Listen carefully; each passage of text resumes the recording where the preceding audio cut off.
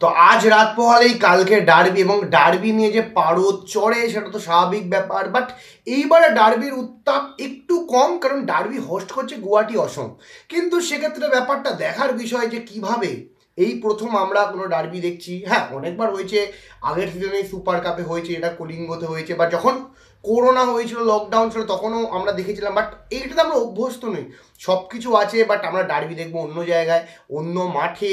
সেটা মানে কিছুটা হতাশাজনক আমি বলবো, বাট সেটা আলাদা ব্যাপার, রাজনৈতিক ব্যাপার, সেই ব্যাপারে কোনো কথা বলবো না। বাট ডার্বিটা হোস্ট করলে হতেই পারতো, বাট আলাদা ব্যাপার, যারা বুঝেছেন তারা ভালো বুঝেছেন।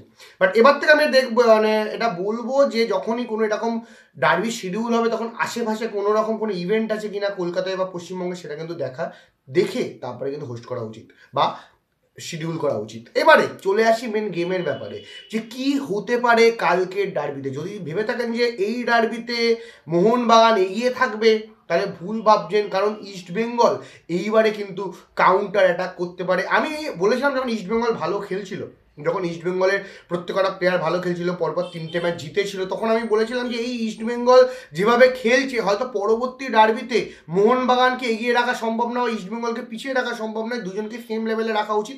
কারণ আমিও দেখতে চাই যে দুজন এই প্রথমবার দুজনে হয়তো সেম লেভেলে শুরু করবে, কেউ এগিয়ে শুরু করবে না।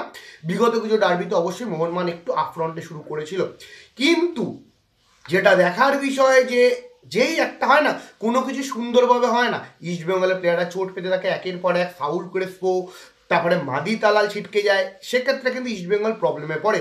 বিগত দুটো ম্যাচে ইস্টবেঙ্গল কিন্তু খারাপ ফুটবল খেলে এবং হারে, বিশেষ করে ডিফেন্সের জোরে। ডিফেন্স এতটাই দুর্বল, বিশেষ করে হিজাজি মেহের এতটাই দুর্বল, সেক্ষেত্রে কিন্তু তার পায়ের ফাঁক থেকে বল গলছে এবং সে মিস্টেক করছে, সে ব্লান্ডার করছে। তাই এইবারেও ডার্বিতে কিন্তু মোহনবাগান একটু হলেও আপফ্রন্টে শুরু করবে, যেটা আমার মনে হয়, আর বাকিদেরও আমার মনে হয় সেটা ইস্টবেঙ্গল সমর্থকেরাও জানে।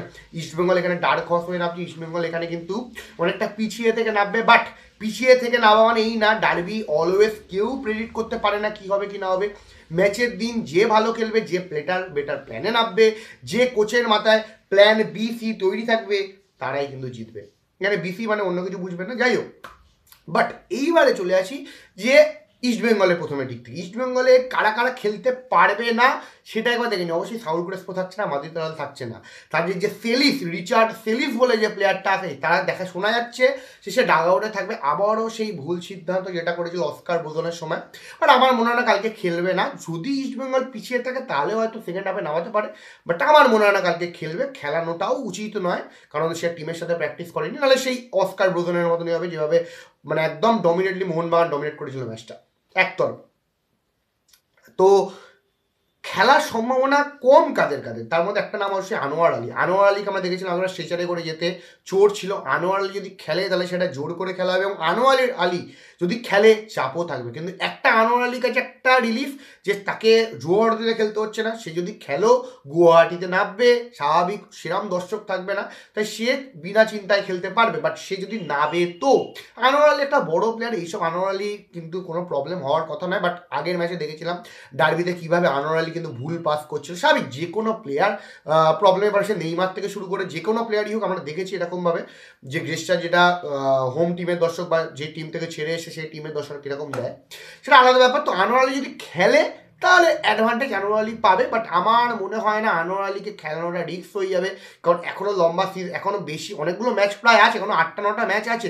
ইস্টবেঙ্গলের সুপার 6-এ যাওয়ার একটা মানে সুযোগ আছে। তাই এত তাড়াতাড়ি আনোয়ার আলী যদি খেলো অসুবিধা নেই, না খেললেও কী আছে, দেখা যাক কী হয়। এবং ডিফেন্সে কী হতে পারে, হেক্টর ইউসে খেলতে পারে না, হিজাজি মেহের খেলতে পারে। তো সেক্ষেত্রে অবশ্যই আমি হেক্টর ইউসকে প্রেফার করবো, কারণ মোহনবাগান টিমটাকে সে ভালো চেনে।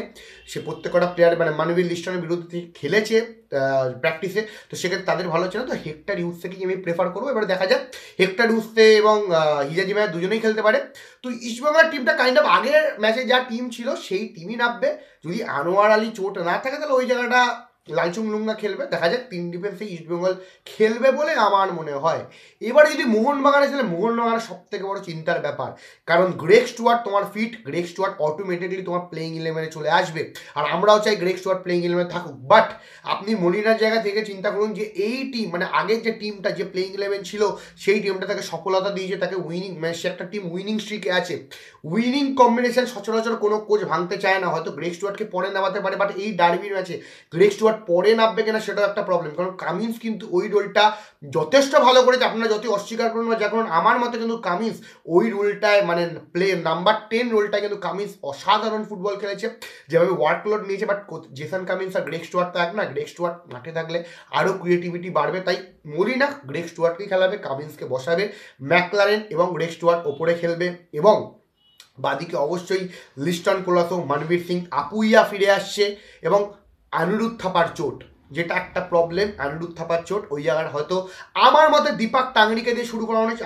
আমি এখানে দীপক টাংরিকেই প্রেফার করবো, দীপক টাংরি এবং আপুইয়া, কারণ আমি সাহালকে ওই জায়গায়, যেহেতু গ্রেগ স্টুয়ার্ট আছে, আমি সাহালকে প্রেফার করবো না। এবং ডিফেন্সে অবশ্যই সুভাশিস বোস, আমাদের অ্যালবার্টো রড্রিগেস, তারপরে আমাদের টম অ্যালডেট এবং আশিস রাই, গোলে অবশ্যই বাজপাখি, বিশাল ক্যাথ। এটাই আমার প্লেইং ইলেভেন হতে চলেছে। আপনারা কতজন আমার সাথে একমত অবশ্যই কমেন্ট বক্সে কমেন্ট করে জানান, এবং আপনাদের কি মনে হয় এইটাও কমেন্ট করে জানাবেন যে আপনারা কি চান যে মোহনবাগান আগের টিমটাই, মানে আগের যে ইলেভেনটা খেলে সেটাই খেলুক। অবশ্যই থাপা তো মিস করছে, তো সেক্ষেত্রে আপনারা কি চান এটাই খেলুক? তাহলে অবশ্যই, তাহলে এটা ইন্টারেস্টিং হবে, কারণ আমিও দেখতে চাই যে, দেখুন অ্যাজ আ কোচ হিসাবে আমি আমার আগের প্লেইং ইলেভেন ভাঙবো না, বাট আমার মাঠে ক্রিয়েটিভিটি দরকার। আমার ওই যে ইস্টবেঙ্গলের যে অ্যাটাকিং থার্ড আছে, ওই জায়গাটা উইক, ওই জায়গাটা বারবার উইক, ওই জায়গাটা বিভিন্ন টিম প্রেশার করছে ইস্টবেঙ্গলকে, তো সেখানে দেখতে হবে মোহনবাগানে যেহেতু মাঠে গ্রেগ স্টুয়ার্ট আছে, ওই জায়গাটাকে পুরো একদম ধ্বংস করার জন্য যথেষ্ট, তাই গ্রেগ স্টুয়ার্টকে তো মলিনা নামাবেই আমার মনে হয়। তো আপনাদের কি মতামত অবশ্যই কমেন্ট বক্সে কমেন্ট করে জানাবেন, এবং কাকে এগিয়ে রাখবো, অবশ্যই মোহনবাগানকে এগিয়ে রাখা ছাড়া উপায় নেই। সেই ইস্টবেঙ্গল সমর্থকরাও জানেন মোহনবাগান এগিয়ে থাকবে, কিন্তু দেখা যাক কি হয়, কারণ ডার্বিতে 50-50, অলওয়েজ 50-50, কিছু বলা যায় না।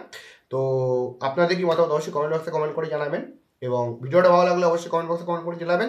দেখা হচ্ছে কালকে ম্যাচের পরে, দেখা যাক কে জেতে, এবং লাইক শেয়ার সাবস্ক্রাইব করতে ভুলবেন না। ধন্যবাদ।